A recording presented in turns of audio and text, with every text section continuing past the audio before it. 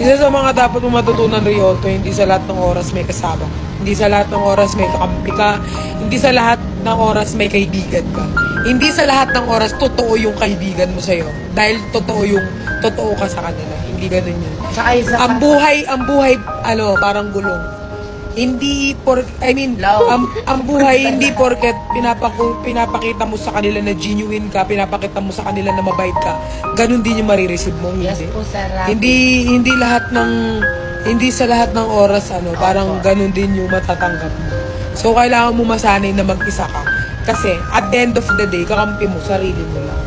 Kailangan mong tatagan yung sarili mo na hindi sa lahat ng oras may kakampi ka. Minsan, yung pinaka-closest friend mo, dun mo pa mararanasan yung betray. Sa pinaka-closest friend mo pa, sa... Nasasabihan pa ng mga sikreto sa Oo, yung mga nasasabihan mo pa sikreto, sila pa ang mga... Yun pa yung gagawin nilang reason para pabagsak. Yeah, totoo yan. Totoo yan. Actually, may usapan kami ni Nico ng mga ganyan. Minsan, kung kanino ka nag-open ng problem mo, minsan yun yung gagamitin nila against you. Para mapabagsak. Para mapabagsak ka. Oh, alam ko yung mo, di ba? Ano ka dati, ganyan. Ito yung kahinaan mo. Ito yung kahinaan mo. Yun yung mga bullshit na mga kaibigan na kumbaga hindi kinakaibigan. May mga ganyan kasi minsan sa kanila ka nagsabi, so yun yung gagamitin nila against you. Kasi doon ka mahina eh.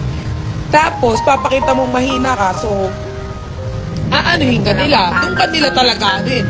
Pero pag pinakita mo sa kanila na yung insecurity ko na yan, nalagpasan ko na yan, malaking sampal sa kanila yun. Kasi, wala sige, wala akong pakialam. Yan ba yung insecurity na wala akong pakialam. Ganun lang. Nalagpasan ko na yan. Nalagpasan ko na yan. Di sabihin mo, anong takot ko dyan. Ganun lang.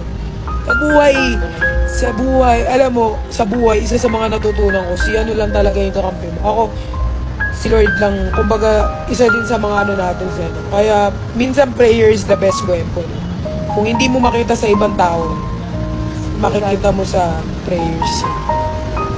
So, minsan, binibigyan ka talaga ni Lord ng mga problema na akala mo hindi mo kaya. Kasi hindi ka naman bibigyan ni Lord ng isang problema na hindi mo kaya. Kasi fighter ko to. So, bibigay ko sa kanya to. Tapos malalagpasan mo yun. So, ganun lang. Sa buhay, parang give and take. Pinakitaan ka nila ng ganito, then give it. Pinakitaan ka nila ng ganyan din. Ganun lang. Genuine pinakita din. Genuine din balik mo. Pag pinakita ka nila ng bullshit, cut off. Ganun lang.